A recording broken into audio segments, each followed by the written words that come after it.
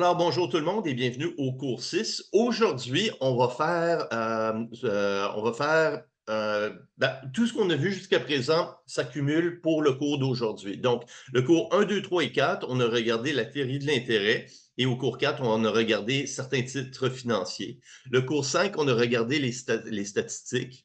Et on a vu rapidement dans un cours passé bêta, la statistique bêta, qui est une mesure du risque spécifique à une compagnie. Maintenant, on va mettre le tout ensemble et on va créer un portefeuille qui est de plusieurs titres. Alors, quand les corrélations entre les titres ne sont pas parfaites, on va avoir des bénéfices de diversification.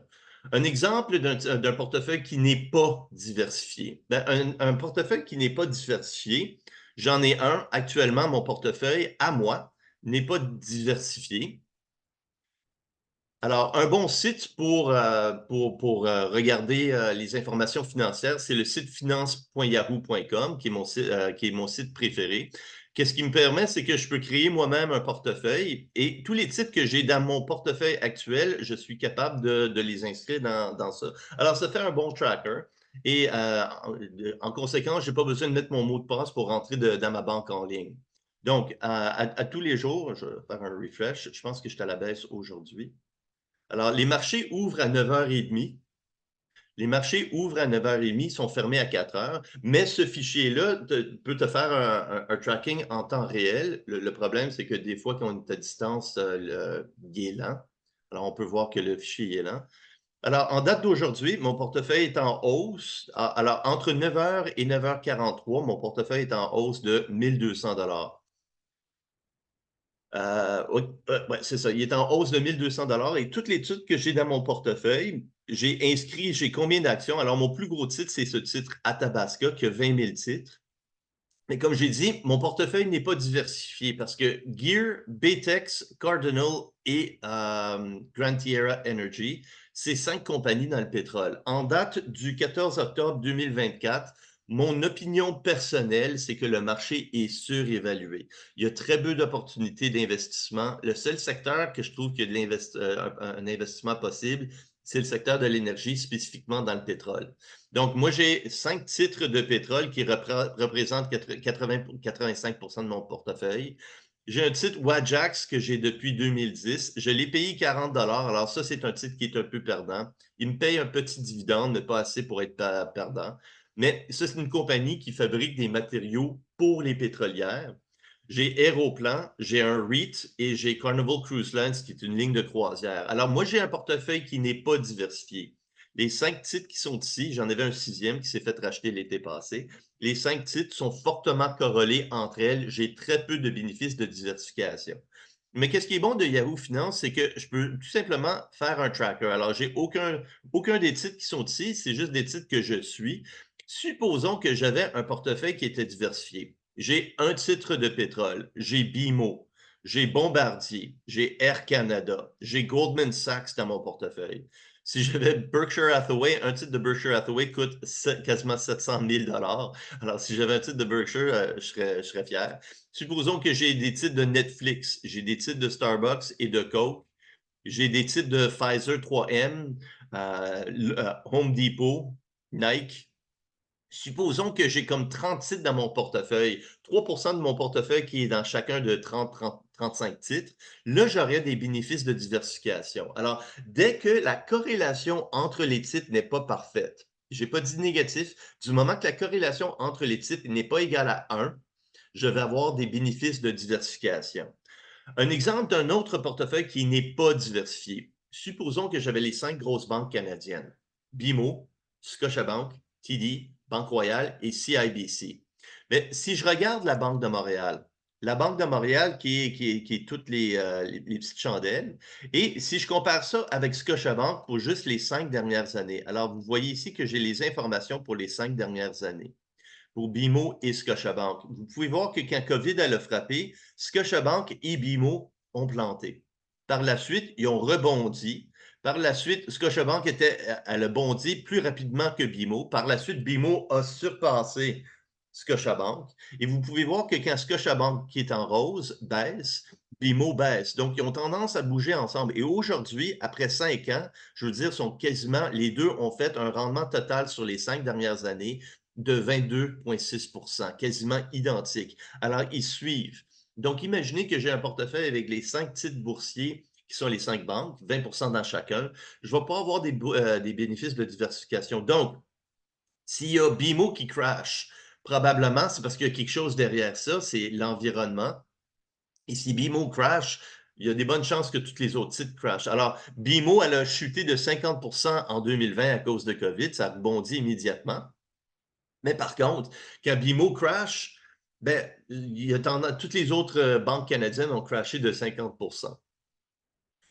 Donc, ça, c'est un portefeuille qui ne serait pas diversifié. Mais si j'ai des titres qui n'ont absolument rien à voir entre elles, une compagnie minière versus Starbucks, je veux dire, les corrélations sont très faibles. Alors, si la compagnie minière est à la baisse, Starbucks n'est pas vraiment affecté. Alors, les titres, ils ne bougent pas ensemble. Donc, tous les risques qui sont spécifiques à la compagnie, ils vont être mitigés. On va commencer à diversifier ces risques. Et on va voir ça avec des chiffres au cours d'aujourd'hui. Donc, si on commence à regarder. Alors, jusqu'à présent, au cours 4, on a parlé du prix d'une obligation, d'une action, mais pour calculer le prix d'une action, on avait besoin du rendement des actionnaires. Et pour avoir le rendement des actionnaires, on avait une méthode qui s'appelait CAPM, qui utilisait bêta, une statistique qui est le risque spécifique à la compagnie. Pour calculer le rendement des actionnaires, on a besoin du taux sans risque, alors le rendement des obligations du Canada, des bons du Trésor, le taux d'inflation, qui est aux alentours de 3 historiquement. On a le rendement du marché, généralement dénoté le rendement attendu du marché. Je vous ai dit que si vous avez un portefeuille diversifié, alors le S&P 500, si je reviens à la bourse, il y a certains portefeuilles qui existent qui s'appellent des fonds d'index. Alors, si je regarde juste le S&P 500, c'est un portefeuille des 500 plus gros titres. Est-ce que je l'ai mis à l'écran? Oui. Les 500 plus gros titres de la bourse. Mais bien sûr, vous avez beaucoup de bénéfices de diversification, mais c'est toutes les grosses entreprises. Donc, peut-être qu'une entreprise comme Apple peut faire bouger la bourse. Vous avez aussi le Nasdaq, vous avez le Dow Jones, qui sont des portefeuilles qui sont diversifiés, mais pas entièrement.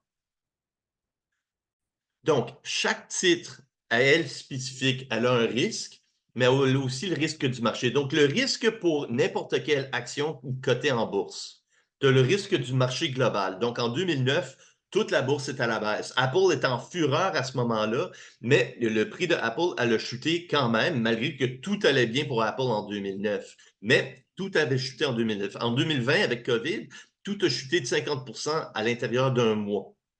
Mais par contre, je veux dire, il y avait certaines compagnies où est-ce que ça allait très bien. Zoom, par exemple, son prix allait augmenter parce que tout le monde voulait acheter le titre de Zoom. Donc, on a un risque du marché global. On va voir ça aujourd'hui aussi. Et on a un risque spécifique à la compagnie, le risque de banqueroute, en d'autres mots. Mais si tu as un portefeuille qui a 30 titres dans ton portefeuille, ensemble, tous les risques spécifiques à la compagnie vont être éliminés par la diversification. Par contre, le risque du marché, c'est un risque qu'on ne peut pas éliminer. Donc, si on a un portefeuille diversifié, à long terme, on devrait faire environ du 10 À court terme, ça peut monter, ça peut baisser, ça peut rester flat.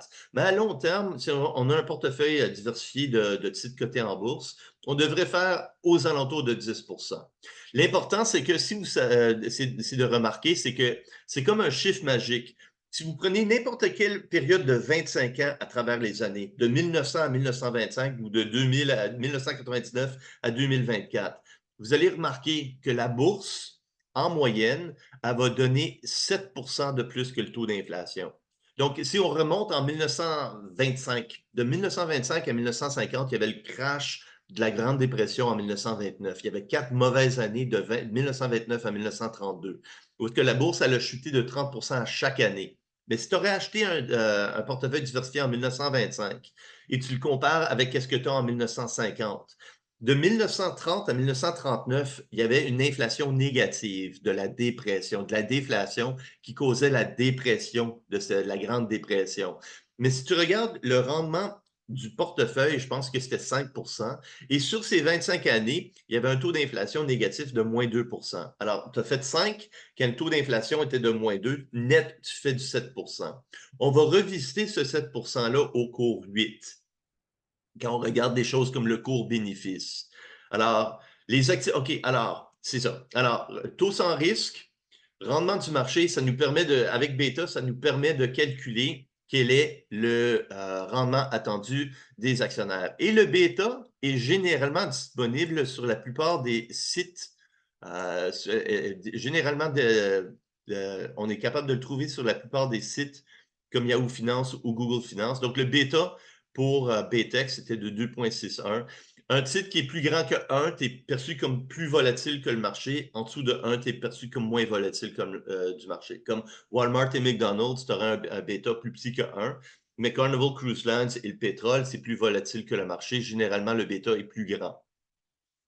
Donc, on va le revisiter aujourd'hui. Maintenant, une entreprise, les actifs d'une entreprise, c'est tout ce qui est sur le côté gauche du balance sheet. Alors, l'état de la situation financière. Et du côté droit, on a tous les passifs et tous les fonds propres. Donc, les actifs sont généralement financés par 3 types de passifs et de capitaux propres. Donc, soit de la dette, tous les passifs, soit des actions privilégiées, des preferred shares, ou des actions ordinaires, des common shares. Il y a d'autres petits types, mais c'est des exceptions. Alors, les types hybrides, les titres convertibles, mais c'est juste un mélange de ces 3 types de dettes, de passifs et de capitaux propres. Donc, la valeur totale des actifs, c'est égal à la valeur des passifs et des capitaux propres. Nous, pour le cours, on va juste voir des preferred shares et des common shares. Donc, le rendement attendu des actionnaires ordinaires d'un titre. Bien, selon le modèle CAPM qu'on a vu au cours 4, le rendement des common shares, bien, c'est égal au taux sans risque plus le bêta, qui est la mesure de risque spécifique à la compagnie, fois le 7 que je vous dis. Donc, le rendement attendu du marché moins le taux sans risque. Le modèle de Gordon, qui est un autre modèle qu'on a vu au cours 4, nous dit que le prix d'une action en date d'aujourd'hui est égal au dividende dans une période divisé par le taux d'intérêt, alors le rendement attendu des actionnaires, moins le taux de croissance. Donc, si le taux de croissance est de 0, c'est tout simplement une perpétuité. Donc, c'est le dividende au temps 1 divisé par le rendement des common shares. Alors, le rendement de la dette, ben, c'est tout simplement le coût de la dette. Donc, c'est soit un emprunt à la banque ou une émission d'obligation. L'intérêt pour la compagnie, elle est déductible. Alors, quand tu payes des intérêts, c'est pour faire du revenu, pour gagner du revenu. Donc, c'est déductible d'impôt. Très important à savoir, les dividendes et les gains capitaux pour les actionnaires ne sont pas déductibles d'impôt pour l'entreprise. Donc, le rendement de la dette après impôt, c'est tout simplement pour chaque 1 que je paye en intérêt, je réduis mon bénéfice imposable de 1 Et donc, si je paye 30 en impôt, si je paye si j'ai 1 de moins en bénéfice imposable à cause de mes intérêts, je vais avoir une réduction de mes taxes de 30 Donc, pour chaque 1 qui est payé, j'économise 30 cents en impôt. C'est déductible d'impôt. Donc, c'est comme ça, c'est comme dire net d'impôt, je paye 70 du taux d'intérêt. Donc, si je paye 5 en intérêt et 30 en impôt, net d'impôt, c'est comme payer 3,5 5 fois 0,70, 3,5 les preferred shares. Donc, les preferred shares, généralement, le dividende est soit constant ou il est croissant à taux constant. Donc, on va utiliser le modèle Gordon pour calculer soit le rendement. Si on connaît le rendement, on peut calculer le prix de l'action privilégiée. Si on connaît le prix de l'action privilégiée, on peut calculer le rendement. Donc, les preferred shares, c'est considéré comme des fonds propres, mais ça se comporte souvent comme de la dette. Et l'exemple que je vous ai dit pour les preferred shares, c'était l'exemple de Scotiabank. En 2009, le prix de Scotiabank avait une dette de 10 milliards qui devenait due. Et la plupart des compagnies, qu'est-ce qu'ils vont faire? C'est qu'ils vont émettre une dette pour rembourser une ancienne dette. Alors, la plupart des compagnies ne remboursent pas la dette, ils maintiennent, ils font juste payer les intérêts. Donc, 10 milliards devenaient dus en 2009, mais il y avait la crise financière aux États-Unis. Donc, il n'y avait personne qui voulait prêter 10 milliards de dollars à une banque, surtout pas au taux d'intérêt qu'elle s'attendait payer. Donc, qu'est-ce que Scotiabank pouvait faire? Elle pouvait émettre des actions et racheter la dette avec l'argent de l'émission d'actions. Mais le prix de l'action avait chuté de 50. Donc, si tu émets des actions, tu vas en émettre beaucoup à un prix réduit et les actionnaires existants ne vont pas aimer ça. Pourquoi? Il y a un effet de dilution. Tous les profits futurs vont être répartis sur beaucoup plus d'actions et les actionnaires détestent ça. Donc, qu'est-ce que Scotiabank elle a fait? Elle a émis des actions privilégiées de 10 ans avec un taux d'intérêt relativement faible, mais par contre, les intérêts qu'elle payait sur ce 10 milliards n'étaient pas déductibles d'impôts. La seule chose, c'est qu'il y avait une clause de remboursement dans cette émission d'actions privilégiées. Et en 2019, ils ont racheté les actions privilégiées en, encore une fois, émettant 10 milliards de dettes. Donc, en d'autres mots, tu payes ta Visa avec ta Mastercard. Alors, la Visa disait qu'il y avait 10 milliards de dus. Ils ont émis 10 milliards sur la Mastercard pour payer la Visa. Et pendant les 10 années, ils payent les intérêts. Maintenant, Scotiabank, elle a une dette de 25 ans à taux relativement faible. En 2019, les taux d'intérêt étaient relativement bas. Et ces intérêts sont déductibles d'impôts. Alors, un preferred share, c'est pas des actions ordinaires, c'est pas de la dette, c'est comme un hybride entre les deux. La seule chose, c'est que les intérêts qui sont payés, ce qu'on appelle les dividendes, ne sont pas déductibles d'impôts. Les dividendes privilégiés ne sont pas déductibles d'impôts. Alors, le coût moyen pondéré du capital, ça va être vu en profondeur dans votre cours Finance 2. Et cette formule n'est pas dans la feuille de formule parce que je veux que vous vous rappeliez que les intérêts sont déductibles d'impôts et les capitaux propres ne le sont pas. Donc, le coût moyen pondéré du capital, c'est la moyenne pondérée de toutes les sources de financement de la firme. Tu regardes le pourcentage de la compagnie qui est financée par de la dette. Tu regardes le taux d'intérêt après impôt de la dette. Tu regardes le pourcentage de la firme qui est financée par des preferred shares. Tu regardes le taux d'intérêt ou le rendement attendu des preferred shares. Et trois, tu regardes le pourcentage de la compagnie qui est financée par des actions ordinaires fois le rendement attendu des actionnaires ordinaires. Et le coût moyen pondéré du capital, en anglais, Weighted Average Cost of Capital, WACC, qui est un chiffre très important dans l'évaluation de projet. C'est une moyenne pondérée de toutes les sources de financement après impôt.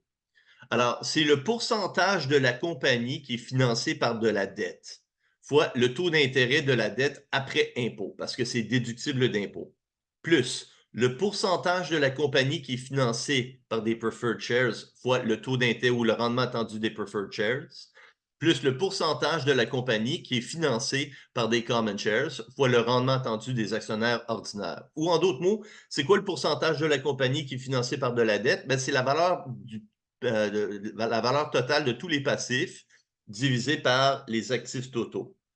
C'est quoi le pourcentage de la compagnie financée par des preferred shares? Ben, c'est la valeur des preferred shares divisée par la valeur des actifs totaux. Et quel est le pourcentage de financement des common shares? Ben, c'est la valeur des common shares divisée par la valeur des actifs totaux. Et ensemble, ça nous donne le coût moyen pondéré du capital. Donc, les actifs totaux, ben, c'est tout simplement la somme de la dette, les common shares et les preferred shares. Bien sûr, si on avait plus de types de dettes ou de capitaux propres, il faudrait les inclure. Et ici, on fait la simplification qu'on dit que tous les passifs, on a un certain taux d'intérêt. Mais on le sait que les fournisseurs, je veux dire, si c'est 5 de ta compagnie, mais tu as 5 de ta compagnie qui est financée à du 0. Alors, si tu payes tous tes fournisseurs à la fin de chaque 30 jours, tu payes 0 en intérêt. Alors, c'est comme une source de financement. Mais nous, la dette à court terme, tu as plusieurs dettes à court terme. Toutes les à payer, intérêts à payer, comptes à payer, fournitures à payer, tous les à payer, c'est comme un emprunt. Nous, qu'est-ce qu'on va faire? C'est qu'on va tout simplement dire que tous les passifs valent, je veux dire, X dollars et c'est Y% de la compagnie et je vais vous dire que le taux d'intérêt est moyen. Alors, normalement, on devrait ventiler les données, mais nous, on ne va pas faire ça. OK, donc en anglais, des fois, on va dire le hurdle rate. Alors, si un projet, on veut financer un projet, puis on s'attend à faire du 5 sur le projet, mais nos coûts de financement, le coût moyen pondéré du capital est de 6 on ne va pas investir dans le projet. Donc, un projet doit faire au moins le rendement, le coût moyen pondéré du capital en rendement. Alors, on ne va pas emprunter à du 5 pour investir dans du 4 Mais par contre, si on a un projet où est-ce qu'on s'attend à faire du 30 puis on emprunte à du 5 quand je dis emprunte, c'est emprunter de toutes les sources de financement. J'emprunte à du 5 pour investir dans du 30 oui, ça, c'est un bon investissement. Et ça va être tout le cours Finance 2. Donc, on va supposer un portefeuille qui est composé de deux actifs, le titre X et le titre Y. Donc, WX, c'est le pourcentage de la compagnie qui provient de l'actif X et Y, c'est le pourcentage du portefeuille qui provient de l'actif Y. Donc, si j'ai 25 dans X et j'ai juste deux actifs, j'ai nécessairement 75 dans Y.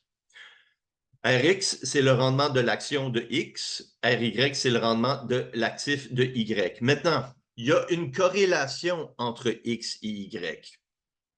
Donc, si cette corrélation n'est pas parfaite, ρ, si la corrélation ρ n'est pas égale à 1, on va avoir des bénéfices de diversification. Alors, le rendement du portefeuille. Le rendement du portefeuille total, c'est bien simple, c'est le pourcentage qui est investi dans X fois le rendement de X, plus le pourcentage qui est investi dans Y fois le rendement de Y. Et si on a juste deux titres, le pourcentage qui est investi dans Y, c'est 1 moins le pourcentage qui est investi dans X.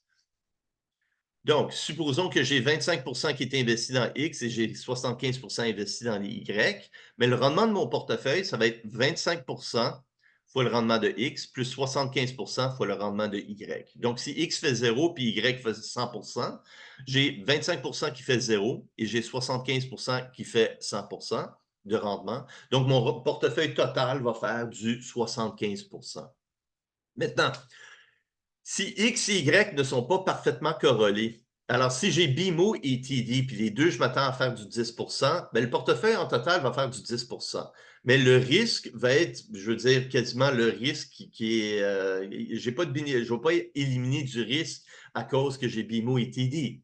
Par contre, si j'ai BMO et Walmart, Banque de Montréal et Walmart, les corrélations entre ces deux titres sont faibles. Donc, si les deux titres, je m'attends à faire du 10 le risque global de mon portefeuille, je peux le réduire parce qu'il y a des bénéfices de diversification. Bien sûr, si j'ai 15 ou 30 ou 500 titres qui sont complètement non corrélés, c'est là où est-ce que je vais maximiser les bénéfices de diversification. Et tous les risques qui sont spécifiques à l'entreprise elle-même, ils vont être mitigés. Mais le risque global du marché, elle, par contre, on peut jamais le diversifier.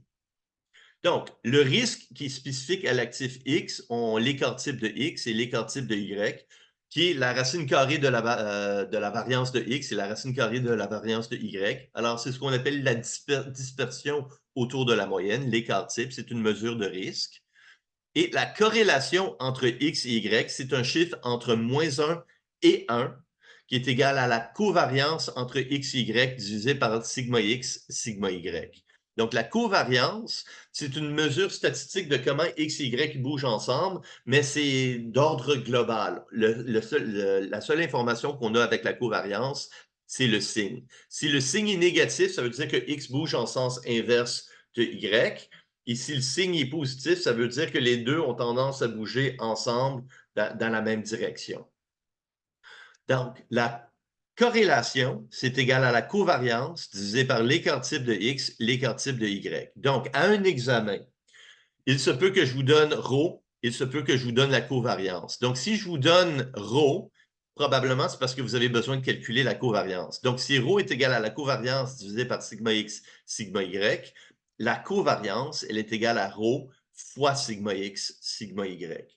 Alors, souvent, je vais vous demander de calculer le prix d'une action et je vous donne ρ. Et avec ρ, on calcule la covariance. Avec la covariance, on calcule bêta. Et avec bêta, on calcule le rendement du titre. Donc, la variance d'un portefeuille maintenant. Alors, j'ai un portefeuille qui est composé de X et de Y. Alors, la variance d'un portefeuille qui est composé d'un certain pourcentage de X plus un certain pourcentage dans Y qui est égal à 1 moins le pourcentage dans X. Donc, le WY en d'autres mots. Donc, on a vu au cours passé, au cours 5, que si jamais on a besoin de calculer la variance d'une interpolation linéaire de X et de Y, c'est égal à, où est-ce que A, B et C, c'est des constantes et X, Y, c'est des variables aléatoires. C'est égal à A au carré fois la variance de X, plus B au carré fois la variance de Y, plus 2 fois A fois B fois la covariance entre X et Y. Donc, si j'ai un portefeuille qui est un certain pourcentage investi dans X, A est égal à WX, et un certain pourcentage qui est investi dans Y, 1 moins WX ou WY si vous voulez, plus ici, C est égal à 0. Donc, ça veut dire que mon portefeuille, ça va être A au carré. Alors, WX au carré fois la variance de X, plus B au carré, 1 moins WX au carré fois la variance de Y, plus 2 fois A, qui est WX, fois B, qui est 1 moins WX, fois la covariance entre X et Y. Donc, je répète, AX plus BY plus C. A est égal à WX. B est égal à 1 moins WX et C est égal à 0. X, c'est le rendement de X. Y, c'est le rendement de Y. Donc, la variance du portefeuille, ben, c'est égal à A au carré. Donc, WX au carré fois la variance du rendement de X, fois la variance de X, plus B au carré. Alors, 1 moins WX au carré fois la variance de Y, alors la variance du rendement de Y, plus 2 fois A, WX, fois B, qui est 1 moins WX, fois la covariance entre X et Y.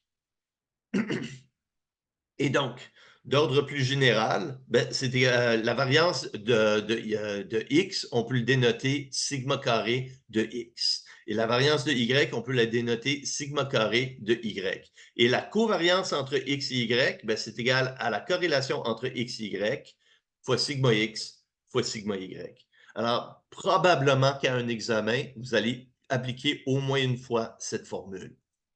Donc, on va faire un exemple pour voir qu'est-ce qu'on vient juste de faire. On a un portefeuille qui est composé des actifs X, Y en proportion égale.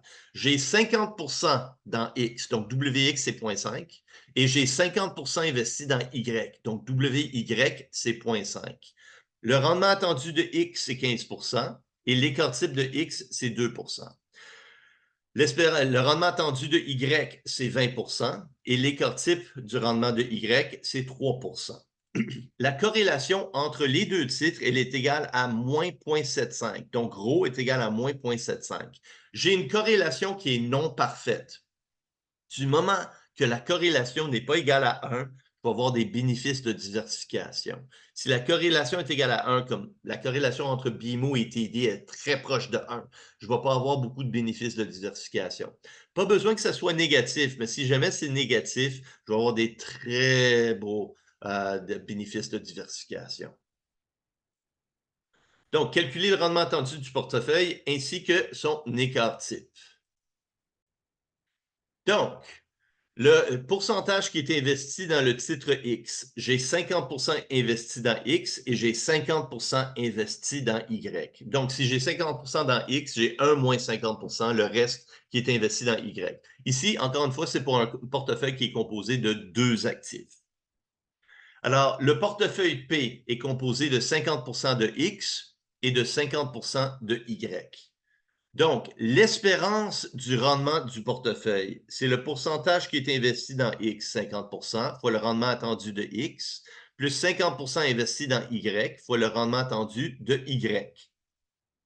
Et on avait dit qu'on s'attendait à faire du 15 avec X et on s'attendait à faire du 20 avec Y. Et donc, le rendement du portefeuille est de 17,5. Maintenant, si j'investis 100 dans Y, j'aurai plus de rendement. Mais en faisant 50 X et 50 Y, je vais être capable d'enlever une grosse portion du risque. Si j'étais pour investir 100 dans un titre, je devrais juste prendre Y. Pourquoi? Pour le risque qui est pris, je veux dire, pour le risque de Y, c'était 3 Si j'investis 100 dans X, je vais juste faire du 15 mais le risque de X est de 2 Alors, ça dépend de qu'est-ce que tu veux prendre comme risque et qu'est-ce que tu t'attends à faire comme rendement. Mais en prenant 50-50 entre les deux, le rendement moyen, c'est le point milieu. Par contre, le risque ne va pas être le point milieu entre 2 et 3 On va voir que le risque total du portefeuille va être réduit. Pourquoi? Si jamais X il crash, je veux dire, Y n'est pas affecté. Si Y crash, X n'est pas affecté. Si X explose, Y va peut-être pas être affecté. Et si Y explose, je veux dire, qui monte, qui a une croissance forte, peut-être que X ne va pas être affecté. Donc, on va maintenant regarder la variance et l'écart type. Donc, une question qui arrive souvent à un examen, quel est l'écart type d'un portefeuille 50% X, 50% Y? On ne peut pas directement appliquer une formule pour l'écart type. On doit passer par la variance. L'écart type, c'est la racine carrée de la variance. Donc, on va calculer la variance d'un portefeuille 50% X, 50% Y, et la racine carrée de la variance, c'est l'écart type. Donc, on avait dit que la corrélation entre X et Y était de moins 0,75. L'écart type de X, c'est 2 et l'écart type de Y, c'est 3 Donc, la covariance entre X et Y est égale à moins 0,00045. Ce chiffre, c'est juste une valeur statistique qui nous donne aucune information précise. C'est une statistique d'ordre général. C'est la corrélation qui est un chiffre entre moins 1 et 1. Ça, ça nous dit quelle est la relation relative. Ça, c'est juste un chiffre d'ordre global. Mais le chiffre négatif nous dit que X a tendance à bouger en sens inverse de Y. Donc, la variance du portefeuille, c'est la variance de 50% X et 50% Y. Donc, AX plus BY plus C est égal à 0. Quelle est la variance de AX plus BY plus C? C'est égal à A au carré fois la variance de X plus B au carré fois la variance de Y plus 2 fois A fois B fois la covariance entre X et Y. Alors, c'est la formule qui est dans la feuille de formule. Donc, la variance d'un portefeuille P, 50% X et 50% Y, c'est égal à 0,5 au carré fois la variance de X, plus 0,5 au carré fois la variance de Y, plus 2 fois 0,5 fois 0,5 fois la covariance entre X et Y qu'on vient tout juste de calculer. Et donc, c'est égal à 0,5 au carré. La variance de X, l'écart type de X, c'est 2 donc la variance, c'est 2 au carré. Plus 0,5 au carré fois la variance de Y. L'écart type de Y, c'est 3 donc la variance de Y, c'est 3 au carré. Plus 2 fois 0,5 fois 0,5 fois la covariance entre X et Y. Et donc, la variance du portefeuille P est égale à 0,0001. Et maintenant, quel est l'écart type du portefeuille? C'est la racine carrée de la variance. Donc, la racine carrée de 0,0001, c'est 1 Et donc, si j'ai 100% investi dans X, j'ai 2 de risque. Si j'ai 100% investi dans Y, j'ai 3 de risque.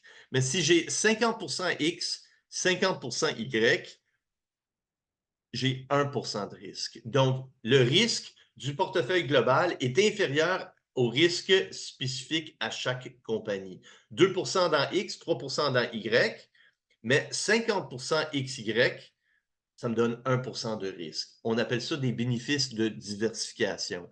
Alors, juste pour faire un rappel de mon portefeuille qui a 5 titres pétroliers, très peu de bénéfices de diversification. D'ailleurs, mon portefeuille est fortement corrélé avec le prix du pétrole. Et le prix du pétrole, c'est un futures qu'on va voir au cours 10. Alors, c'est un contrat à terme, le prix du pétrole. On va voir ça au cours 10. OK, la diversification. Alors, avec la diversification, je vais mitiger partiellement mon risque de mon port de chacun des titres. Alors, chaque titre a 2 composantes de risque. Alors, si moi j'achète un titre, j'ai le risque du marché global et j'ai le risque spécifique à la compagnie. Et avec un portefeuille diversifié, tous les risques spécifiques à la compagnie, ils vont venir s'annuler un l'autre. Alors, si j'ai plus de risques avec un titre et moins de risques avec un autre, ils viennent s'annuler. Et ça nous crée un portefeuille qui est diversifié. Alors, un bon exemple d'un portefeuille diversifié, c'est le fonds d'index du S&P 500, les 500 plus grosses compagnies aux États-Unis. Tu as un autre titre qui s'appelle le Wilshire 7000. Le Wilshire 7000, c'est un portefeuille qui est composé des 7000 titres à la bourse. Alors, tous les titres à la bourse, en proportion, en proportion relative à leur ampleur. Donc, une compagnie comme Apple va avoir plus d'ampleur. Mais le S&P 500, les 10 plus gros titres représentent 20% du S&P 500. Alors, il y a quand même un risque de distorsion à cause de ça, mais c'est pas matière à examen. Donc, quand on a 15 titres ou même 30 titres qui sont tous dans des domaines différents. Alors, quand je dis des domaines différents, des industries différentes. Alors, le domaine de la restauration, donc Starbucks, McDonald's, ça, c'est la restauration. Tu peux avoir consumer staples comme Walmart, Costco, Target. Tu peux avoir matières premières comme des mines. Donc, ça pourrait être Rio Tinto, par exemple. Tu pourrais avoir le tech. Il y a le tech hardware puis le tech software. Le software, ce serait comme Apple, ce serait Google, puis hardware, ce serait comme Apple. Alors, tu as plusieurs secteurs. Si je reviens à ce que j'ai ici, alors ici, j'ai mon watch list. Alors, tous les titres qui m'intéressent, je veux dire, tu as les banques. Alors, les institutions financières, Visa, Discovery, Goldman Sachs, alors c'est les banques, Berkshire Hathaway, IBM. Alors, si j'avais chacun de ces titres, alors la prochaine fois qu'il va y avoir un crash boursier de 50%, j'ai l'intention d'acheter tous ces titres dans mon portefeuille. C'est tous des titres connus. Alors, tiens, Nike, Home Depot, Walmart, euh, Kraft, euh, Dollarama, ben, l'équivalent de Dollarama, Levi's, Philip Morris, qui est des compagnies de tabac, MGM, qui est la compagnie de casino et de entertainment. Alors, si j'ai un titre dans chacun des 15 industries différentes, je vais avoir beaucoup de bénéfices de diversification. Si j'ai 2 titres dans chacun des 15 industries, j'ai encore plus de bénéfices de diversification. Si je veux vraiment être diversifié, j'achète les 7000 titres à la bourse de New York. Ou si je veux vraiment être diversifié, j'achète tous les titres au niveau mondial, mais là, c'est un peu du overkill. Puis là, tu vas chercher du risque spécifique au pays en plus. Donc, le risque du marché n'est pas diversifiable. Donc, même si j'ai un portefeuille diversifié en 2007, si j'avais un portefeuille en mai 2007 qui était bien diversifié, il vaut 50% de sa valeur en mars 2009 après le crash de 2008-2009. Mais par la suite, de 2010 jusqu'à 2020, je veux dire, la bourse a donné des rendements de 12, 13, 14% par année. OK. Donc, un exemple d'un portefeuille diversifié. Le même exemple, mais on va regarder maintenant que la corrélation entre les deux titres, elle est égale à une corrélation parfaite. Ça veut dire que X et Y, ils ont tendance à bouger en sens parfaitement ensemble. Et si je reviens, ça a l'air d'être très proche. Ça c'est BMO et Scotiabank, ouais, c'est ça, c'est BMO et Scotiabank. Si tu regardes, Scotiabank est en rose et BMO, c'est les chandelles. Je veux dire, ils bougent, c'est une très forte corrélation. Supposons que j'ai ces deux titres dans mon portefeuille, puis XY, c'est BMO et Scotiabank. Quelle est la variance totale de ce portefeuille? Donc, calculer le rendement attendu du portefeuille et ainsi que son écart type. Alors, l'espérance du portefeuille va être le même. Donc, l'espérance du portefeuille va être le même. 50% à du 15 et 50% à du 20. Je vais quand même faire mon 17,5%. La covariance, par contre, elle va changer. Donc, la covariance entre X et Y, c'est égal à ρ fois sigma X fois sigma Y. Sigma X, sigma Y n'a pas changé, mais ρ n'est pas de moins 0,75, est de 1. Donc, la covariance est 1, alors ρ fois sigma X fois sigma Y est égal à 0,0006. Donc, ρ est égal à 1 et non moins 0,75. Et vu que ρ est positif, ça veut dire que la covariance, elle est positive. Ce qui veut dire que les deux titres ont tendance à bouger dans le même sens. Donc, quelle est la variance du portefeuille? Ben, c'est la variance de 0,5x plus 0,5y plus 0. Donc, 0,5 au carré fois la variance de x, plus 0,5 au carré fois la variance de y, plus 2 fois 0,5 fois 0,5 fois la covariance entre x et y qui est différente. Le début est pareil jusqu'à la covariance qui est différente. Donc, la variance de ce portefeuille est égale à 0,000625. Quel est l'écart type de ce portefeuille?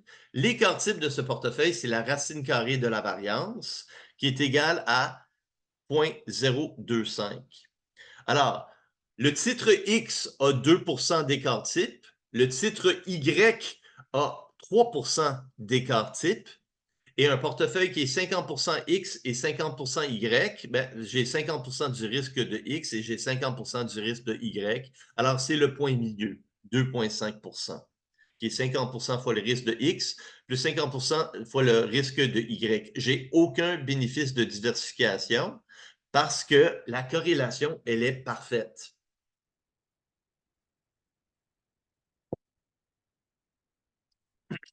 Donc, faisons un exemple récapitulatif.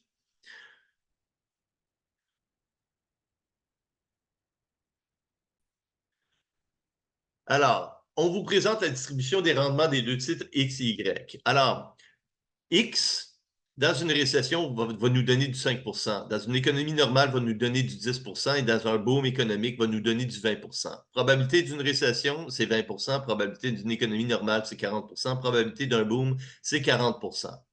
Si on a une récession avec probabilité 20%, Y va perdre 5% de sa valeur. Si on est dans une économie normale avec probabilité 40%, Y va gagner 10% de valeur. Et dans un boom avec probabilité 40%, Y va gagner 30%. J'ai 50% dans X et j'ai 50% dans Y. Calculez l'écart type du portefeuille. Donc, si vous faites le calcul, vous devrez avoir une espérance de X de 13%, la variance de X de 0,0036, la racine carrée de la variance, c'est l'écart type de X, 6%. Pour Y, 15% de rendement, 0,13 à 13,4% de dispersion. La covariance entre X et Y, on a 20% de chance que X vaut 5% quand la moyenne est de 13. On a 20% de chance que X vaut 5%, moins 5% quand la moyenne est de 15. On a 40% de chance d'une économie normale. X vaut 10% dans une économie normale, on soustrait la moyenne. Y vaut 10% dans une économie normale, on soustrait la moyenne de 15%. Plus, on a 40% de chance d'être dans un boom économique. X vaudra 20% quand la moyenne est de 13. Y vaudra 30% quand sa moyenne est égale à 15. Et donc, la covariance entre X et Y est de 0,008. Ce chiffre est positif, c'est la seule information qu'on a. Par contre, pour trouver la corrélation entre X et Y, on prendrait la covariance et on diviserait par l'écart type de X et l'écart type de Y. Donc, ρ serait égal à 0,008 divisé par 0,06 fois 0,134 au dénominateur. Donc, on a une corrélation de 0,9950 qui est très proche de 1. Alors, ça, c'est BMO et Scotiabank, encore une fois, très proche de 1. Donc, on va avoir très peu de bénéfices de diversification. Et donc, la variance du portefeuille, c'est 0,5 au carré fois la variance de X, plus 0,5 au carré fois la variance de Y, plus 2 fois 0,5 fois 0,5 fois la covariance entre X et Y qui nous donne 0,0094. La racine carrée de la variance nous donne l'écart type qui est 0,09695. Dans plusieurs examens, j'ai des étudiants qui vont tout simplement vont prendre la formule de la variance pour l'appliquer à l'écart type qui ne fonctionne pas. On doit nécessairement passer par la variance. Donc, on calcule la variance et on prend la racine carrée de cette variance qui nous donne notre écart type. Et si on regarde le point milieu entre 0,06 et 0,134, qui est égal à 0,097, ça serait, si la corrélation elle serait parfaite, on aurait 0,097 d'écart type. Alors, c'est le point milieu entre les deux écarts types, parce qu'on a 50% X, 50% Y. Alors, on peut voir que les bénéfices de diversification sont très basses, mais non nuls, parce qu'on n'a pas une corrélation qui est entièrement parfaite.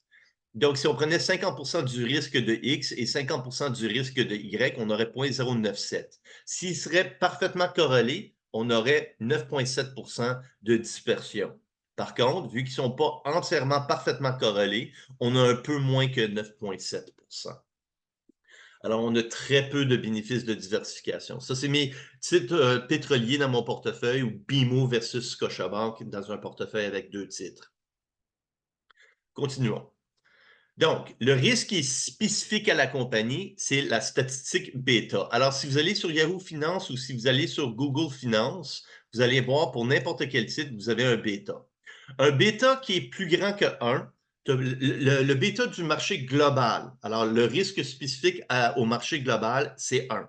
Donc, si tu as un bêta plus grand que 1, tu es plus volatile que le marché. Et si tu as un bêta plus petit que 1, tu es moins volatile que le marché. Un bêta de 0, ça existe. Il y a un titre qui a un bêta de 0. C'est les bons du trésor. Parce que qu'est-ce qui arrive à la bourse? Les bons du trésor, ils ne changent pas le taux d'intérêt des bons du trésor ne change pas. Donc, un bêta de 0 veut dire que tu es indépendant de la bourse. Un bêta qui est négatif est possible. Je pense que Zoom, c'est un bon exemple.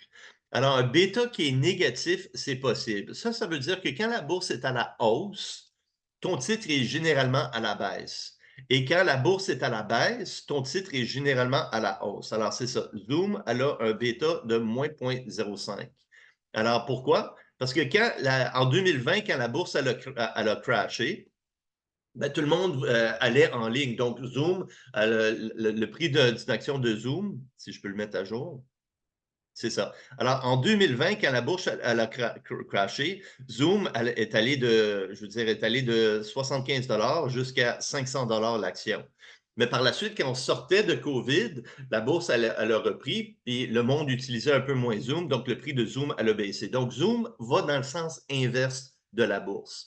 Et depuis un petit bout de temps, ça ne bouge pas beaucoup pour Zoom. On va regarder dans la dernière année. Ouais, c'est ça. Dans la dernière année, le titre est entre 55 et 70 $. Il n'a pas bougé beaucoup.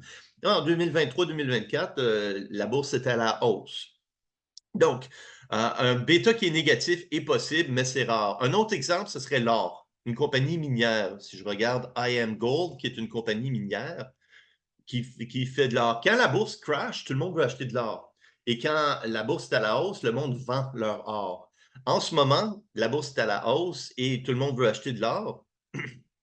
Donc, si on regarde le bêta, ouais, c'est ça. Alors, en ce moment, c'est plus le cas. Mais c'est déjà arrivé par le passé que quand la bourse était à la hausse, en 2009, le bêta, c'est une statistique qui bouge à travers le temps. Donc, je pense que c'est une moyenne des 5 dernières années de la covariance entre le titre et le marché. Alors, la statistique, c'est que c'est les 5 dernières années. On prend le rendement du titre et le rendement du marché, la covariance entre elles au numérateur, divisé par la variance du marché au dénominateur. Donc, si la covariance elle est négative, on va avoir un bêta qui est négatif. C'est rare. Donc, si on n'a pas la covariance entre le titre et le marché, mais on a la corrélation. On peut trouver la covariance en utilisant la corrélation fois l'écart type du titre et l'écart type du marché. Maintenant, pourquoi est-ce que les bêtas de Yahoo Finance est différent du bêta de Google Finance? Alors, si vous allez sur votre banque en ligne, peut-être que le bêta va être différent. Alors, par le passé, je donnais ça en TP ou en point bonus. La raison, c'est parce que comment on le calcule bêta? Alors, Yahoo Finance prend des données mensuelles sur 5 ans et Google Finance prend des données hebdomadaires sur 3 ans. Donc, je prends les 5 dernières années, 60 mois, et Google prend les 3 dernières années à chaque semaine, donc 156 données. Et tu calcules la statistique. C'est pour ça, et ça bouge à travers le temps. Donc, ça dépend comment que l'update. Mais d'ordre général, le bêta d'un site devrait être très proche du bêta d'un autre site. Alors, je vais aller voir Google Finance.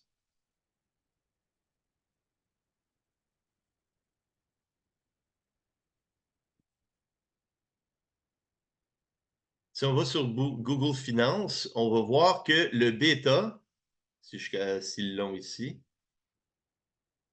ah, j'ai pas le bêta. Ah non, Google Finance affiche plus le bêta.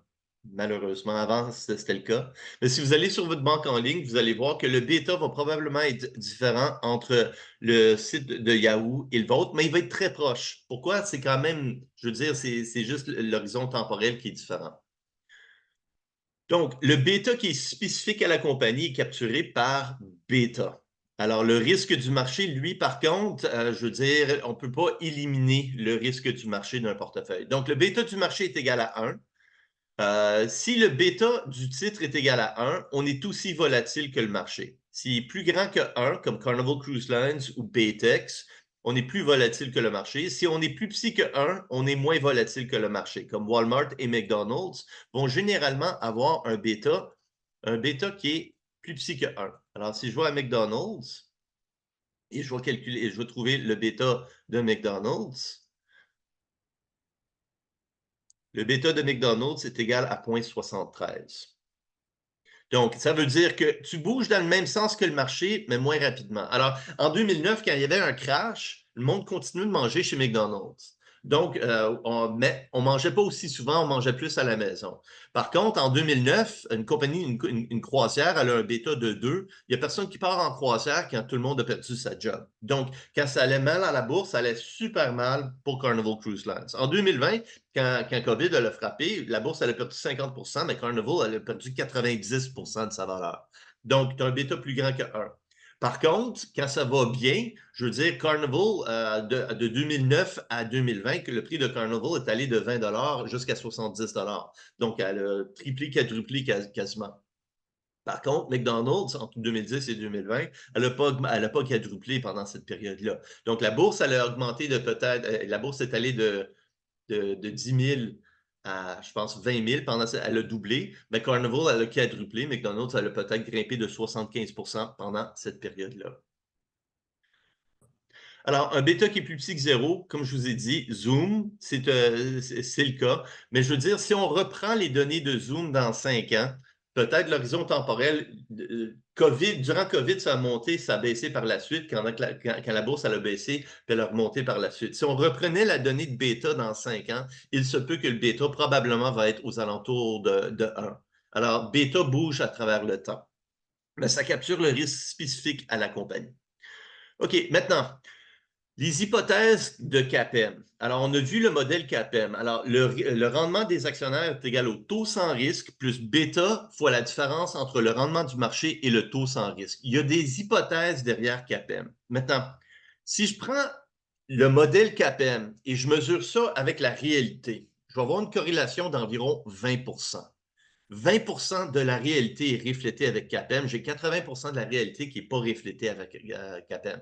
Donc, pourquoi est-ce qu'on monte CAPM comme modèle? Parce que c'est notre meilleur modèle. Alors, il y a des hypothèses derrière CAPM. La plupart des hypothèses sont vraies, mais il y en a une qui est de la vraie pacotille. Alors, voici, je vais vous dire c'est laquelle. Alors, il n'y a pas de coût de transaction. Ça veut dire que quand tu achètes ou tu vends une action, ça ne te coûte rien. Dans le passé, c'était un peu moins vrai, mais aujourd'hui, c'est relativement vrai parce que même moi, quand j'achète 20 ou 100 000 $, j'ai un titre Athabasca qui vaut 100 000 $. Si je les vendais, je paierais 10 en commission. Pas 10 ça serait des coûts de transaction énormes. Mais je paye 10 de coûts de transaction pour vendre 20 000 actions d'Athabasca à 5,60. Donc, c'est quasiment nul, ça. C'est pas important comme coût de transaction. Donc, c'est vrai. On peut acheter ou vendre à découvert des titres, ce qu'on appelle un short, comme le film The Big Short. Tu vends quelque chose que tu ne possèdes pas. Donc, tu peux acheter des actions en empruntant de l'argent. Tu peux aussi aller à la banque, emprunter des actions puis les vendre sur le marché, ce qu'on appelle un short. Tu t'attends à les racheter plus cher pour moins cher, puis tu rembourses la banque. Ta dette avec la banque, ce n'est pas de l'argent, c'est des actions. Alors, tu les remets à la banque plus tard. On va revisiter ça au cours 7, 8, 9 et 10. Il n'y a pas de taxes. Même dans un monde de taxes, CAPM fonctionne. Les investisseurs sont averses au risque. Ça, c'est plus ou moins vrai. Ça veut dire que si tu me donnes plus de risques, tu dois payer plus de rendement. Alors, ce n'est pas tout le monde qui a la même aversion au risque. Les investisseurs ont le même horizon temporel. Ça, c'est pas vrai, mais même si c'est pas vrai, CAPM fonctionne. Ça veut dire qu'un day trader, là, à 4 heures cet après-midi, il a fermé toutes ses positions. Mais un régime de retraite a une vision de 50 ans. Donc, l'horizon temporel, c'est pas le même. Même moi, j'achète des titres, je garde 5-10 ans dans mon portefeuille. Alors, tout le monde a un horizon temporel différent, mais malgré ça, CAPM fonctionne. Les investisseurs contrôlent le risque par la diversification. C'est absolument vrai. Un portefeuille diversifié, on contrôle notre risque.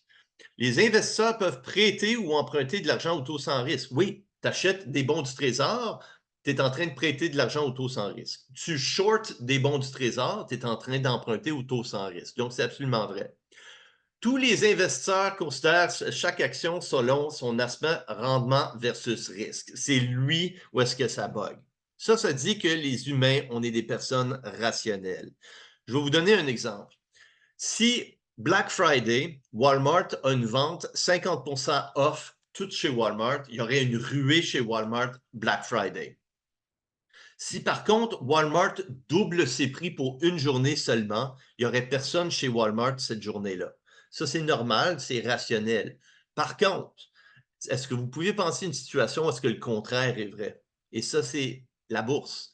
Quand la bourse double ses prix, il y a une ruée pour rentrer à la bourse. Et quand que la bourse crash, puis tout est à rabais à 50 il n'y a personne qui veut toucher à la bourse. Ça, c'est pas rationnel. Alors, les gens ne sont pas rationnels et c'est à cause de cette ligne ici que CAPM, c'est un modèle qui est très faible. Mais on n'a aucun modèle pour capturer le fait que les humains, on n'est pas des robots. On est très irrationnel. Un autre exemple que je vais vous donner. Je veux que vous pensiez tous à la personne qui vous fait vraiment, qui vous écœure le plus. C'est qui cette personne-là? J'espère que ce n'est pas moi. Pensez à la personne vous le détestez, c'est un connard, je déteste cette personne-là. Maintenant, je vous donne la possibilité que je pèse sur un bouton. Si je pèse sur ce bouton, la personne que vous détestez va devenir votre plus grand allié, va devenir votre meilleur ami, va tout le temps être de votre cause, va tout le temps être d'accord avec vous, va tout le temps vous défendre vis-à-vis les autres. La question que je vous pose, voulez-vous que je pèse le bouton? Et la plupart d'entre vous, vous allez dire non, moi aussi. Mais c'est ça, c'est pas rationnel ça. On a juste du positif en pesant le bouton, mais on pense que notre fierté, elle a une valeur. Notre fierté, on n'est pas compensé pour notre fierté. Notre fierté n'a pas de valeur. Donc, on devrait être capable de faire un jugement objectivement ou rationnel, mais on n'est pas capable de le faire. On est irrationnel. Et c'est à cause de cette ligne ici que le modèle de CAPM fonctionne juste environ 20 Donc, si je regarde le modèle CAPM avec un portefeuille qui est vraiment diversifié, j'ai plusieurs titres dans mon portefeuille. Maintenant, tous les points que vous voyez à l'écran, c'est des portefeuilles. Ça, c'est un portefeuille qui est 50% Walmart, 50% Walmart, McDonald's. Le point qui est ici, c'est 33% BMO, 33% Apple, 33% une compagnie de pétrole. Alors, tous les points, c'est toutes les combinaisons possibles de tous les portefeuilles qui existent au monde.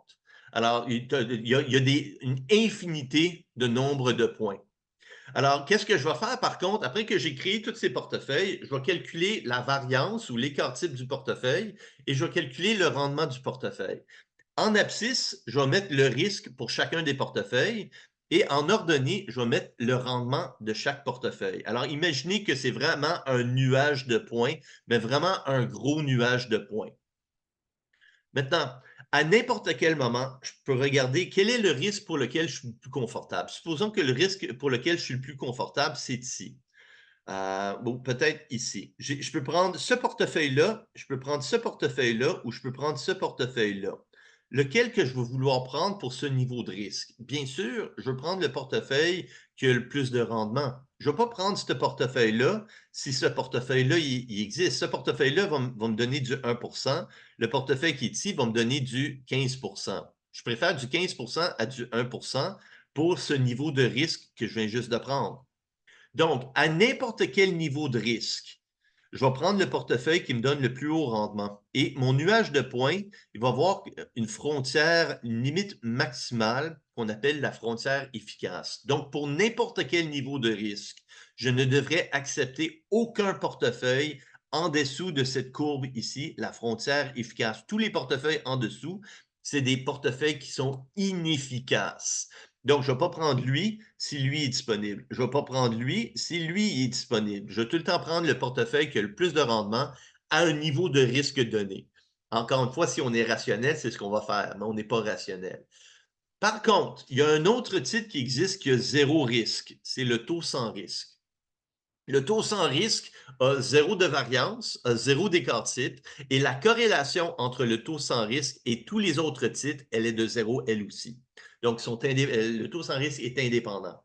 Donc, qu'est-ce que je vais faire? C'est que je vais prendre une ligne droite et il va y avoir un point tangent P ici qui fait juste, c'est le seul point où est-ce que cette ligne touche la frontière efficace. Et je vais appeler ce point le portefeuille P. Ça, c'est mon portefeuille le plus efficace. Maintenant, qu'est-ce que je peux faire? C'est que au lieu, je vais créer le portefeuille P et je vais comparer ça avec le taux sans risque qui a zéro risque. Et je peux faire une interpolation linéaire entre P et le taux sans risque. Donc, si je suis 100% investi dans le taux sans risque, j'ai zéro de risque, et j'ai RF de rendement. Et si je suis 100% investi dans le portefeuille P, j'ai un certain niveau de risque et j'ai un certain niveau de rendement qui est supérieur au taux sans risque.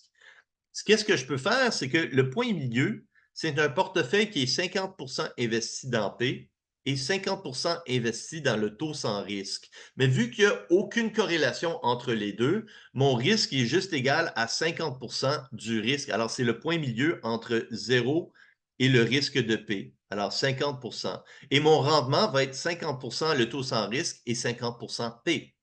Mais vous voyez que la ligne, elle continue par la droite de P.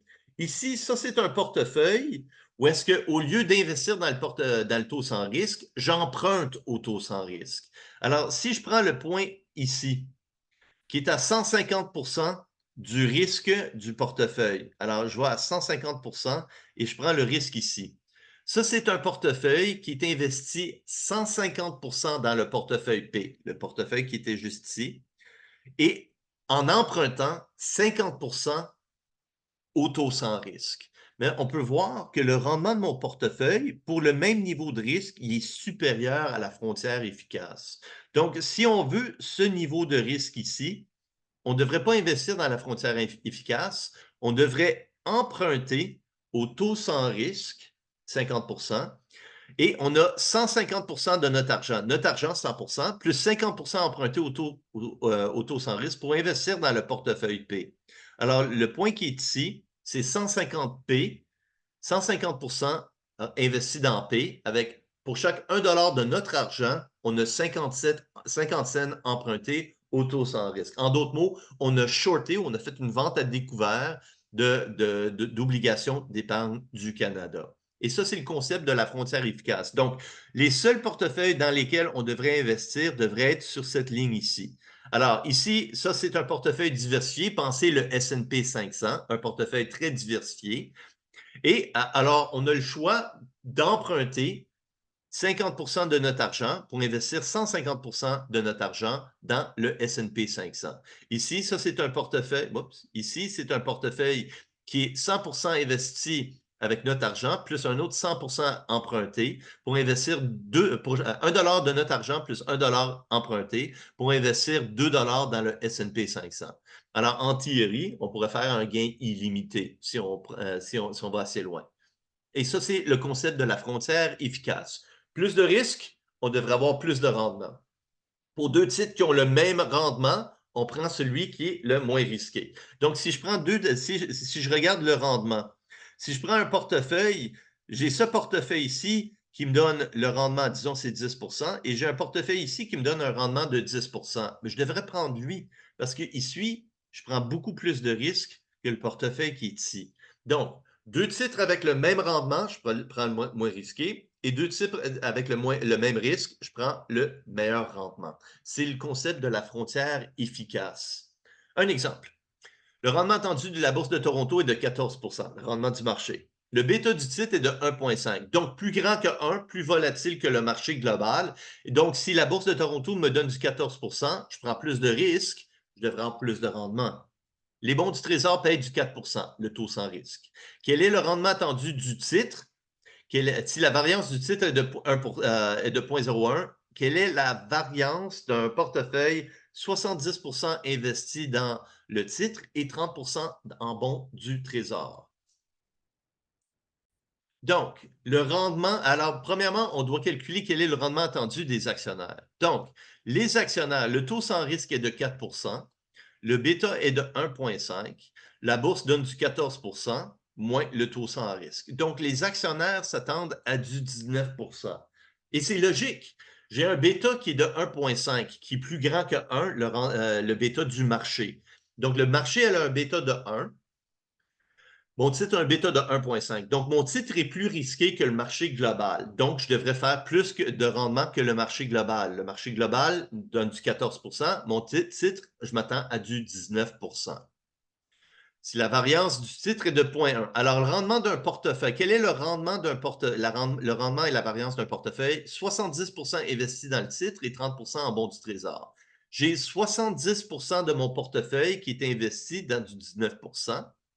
Et j'ai 30% de mon portefeuille qui est investi dans du 4%. Donc, en tout, En tout, mon portefeuille va faire du 14,5 Prochaine question. Quelle est la variance de 0,7 titres plus 0,3 taux sans risque? Quelle est la variance de 0,7 fois le titre, le common share, plus 0,3 fois le rendement de 0,3 fois le taux sans risque? Donc, variance de AX plus BY plus C est égale à A carré fois la variance de X plus B carré fois la variance de Y plus 2 fois A fois B fois la covariance entre X et Y. Ici, la variance de X, on l'a. Alors, X, c'est le titre. On a la variance de X qui est de 0,01. Quelle est la variance du taux sans risque? La variance, c'est une mesure de risque. Quel est le risque du taux sans risque? C'est 0. Et maintenant, quelle est la covariance entre le titre et le taux sans risque? Par définition, le bêta du taux sans risque est de 0. Alors, le bêta du titre est complètement indépendant du marché global. Donc, ça veut dire que la covariance, un bêta de 0 veut dire l'indépendance. Donc, si le titre était indépendant, si le taux sans risque est indépendant de tous les titres, la covariance entre le titre et le taux sans risque va tout le temps être de 0. Donc, la variance de 0,7 le titre plus 0,3 le taux sans risque, ben c'est 0,7 au carré fois la variance du titre plus 0,3 au carré fois la variance du taux sans risque qui est de 0 plus 2 fois 0,7 fois 0,3 fois la covariance entre le titre et le taux sans risque qui est de 0. Donc, je répète, la variance de 0,7 fois le titre, c'est 0,7 au carré fois la variance du titre, qui est de 1%, 0,01, plus 30% au carré fois la variance du taux sans risque. La variance du taux sans risque, c'est une mesure de risque. Sans risque, ça veut dire 0. Plus 2 fois 0,7 fois 0,3 fois la covariance entre le titre et le taux sans risque qui est de 0. Alors, je veux dire, le taux sans risque est indépendant de tous les autres titres. Et donc, la variance du portefeuille est égale à 0,0049. La racine carrée de la variance, quel est le rendement et la variance, qui n'est pas demandé, mais la racine carrée de la variance, c'est la racine carrée de 0,0049, c'est l'écart type du portefeuille qui nous donne du 7%. Donc, en moyenne, notre portefeuille nous donne 14,5%, mais en moyenne, on prend 7% de risque.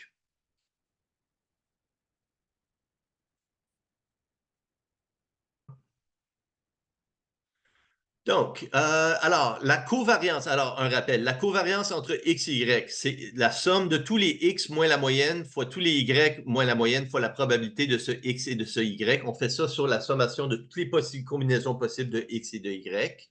Si on prend la covariance et on divise par l'écart type de X et l'écart type de Y, ça nous donne la corrélation entre X et Y.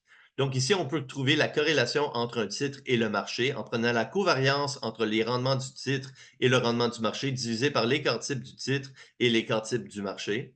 Et le bêta est égal à cette covariance divisée par la variance du marché. Donc, souvent, je vais vous donner la corrélation pour trouver bêta ou je vais vous donner bêta pour trouver la corrélation.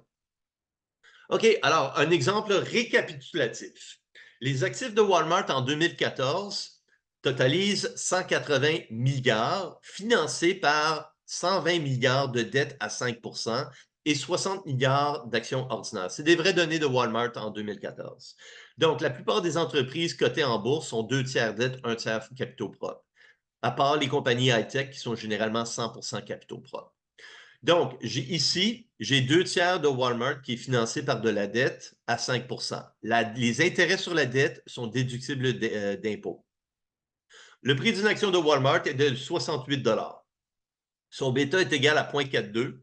Le rendement attendu du marché est de 10 et le taux d'inflation est de 3 le taux sans risque. L'écart type du rendement de Walmart est de 0,4 et l'écart type du rendement du marché de 0,5. Walmart payera le prochain dividende dans un an est de 1,70. Normalement, les dividendes sont payés trimestriellement, mais ici, on simplifie la tâche, on dit 1,70 dans un an. Walmart est taxé à 40 C'était le taux corporatif aux États-Unis en 2014 qui ont récemment été coupés en 2018. Je pense que maintenant, le taux corporatif est de 20 Donc, calculer le rendement attendu des actionnaires pour une action de Walmart, calculer la covariance entre Walmart et le marché. Alors, et calculer la corrélation entre Walmart et le marché. Donc, le rendement attendu des actionnaires de Walmart, c'est égal au taux sans risque plus le bêta de Walmart fois la différence entre le rendement du marché et le taux sans risque. Alors, 3% de taux sans risque, le bêta de 0,42, rendement du marché de 10%, taux sans risque de 3%. Donc, les actionnaires s'attendent à un rendement de 5,94. La bourse, en général, donne du 10%, mais Walmart donne juste un peu moins que 6%. Pourquoi? Mais Walmart est perçu comme moins risqué que le marché. Même quand la bourse crash, le titre de Walmart ne crash pas autant. En 2009, le titre de Walmart n'a pas crashé aussi. La bourse, elle a perdu 50%, Walmart, elle a perdu 20%. Mais depuis 2010 à 2020, la bourse, elle a fait du 10% par année. Walmart a fait du 6% par année. Le bêta. Alors, le bêta qui est égal à 0,42, c'est égal à la covariance entre Walmart et le marché divisé par la variance du marché. Donc, on a le bêta, on a la variance, on a l'écart type, donc la variance et l'écart type au carré. On est capable de calculer la covariance entre Walmart et le marché. Donc, si le bêta est de 0,42, on peut calculer la covariance qui est égale à 0,105. Par la suite, on est capable de calculer la corrélation entre Walmart et le marché, qui est égale à la covariance, 0,105, divisé par l'écart type du marché, divisé par l'écart type de Walmart de 0,4. Et donc, on a une corrélation de 0,525, qui a l'air d'être relativement... La plupart des titres ont une corrélation entre 0 et 1, 99% des titres. Pour une compagnie comme Walmart, quand la bourse est à la hausse, Walmart est à la hausse, c'est juste que c'est pas aussi fort. Et quand la bourse est à la baisse, Walmart est à la baisse normalement, mais pas aussi fort. Alors, la bonne définition, c'est que les deux ont tendance à bouger ensemble, mais Walmart, c'est pas une corrélation qui est parfaite. Alors, c'est 0,525, c'est une corrélation relativement forte, mais c'est pas 100%. Donc, le modèle de Gordon qu'on a vu, le prix d'une action est égal à la valeur actuelle des dividendes. La valeur de tout actif financier est égale à la valeur actuelle de ses cash flows futurs. Donc, une action qui paye des dividendes, la valeur de l'action, c'est la valeur actuelle de tous ces dividendes et nous, on assume que les dividendes vont à l'infini. Donc, c'est une perpétuité généralement en progression géométrique. Si c'est une action qui ne verse aucun dividende, le prix de l'action aujourd'hui devrait être la valeur actuelle du prix de revente dans le futur. Alors, c'est tout simplement une valeur actuelle. Maintenant, quel est le prix futur? Il nous faut des hypothèses. Donc, si on connaît le dividende et on sait le taux de croissance des dividendes, on est capable de calculer le prix d'une action. Donc, le prix d'une action est égal au dividende au temps 1 divisé par I moins G, ou le rendement attendu des actionnaires moins G, G étant le taux de croissance. Alors, c'est une perpétuité en progression géométrique. On a des dividendes qui vont jusqu'à l'infini. Si on ne connaît pas le dividende dans une période, on prend le dernier dividende et on l'actualise d'une période de croissance.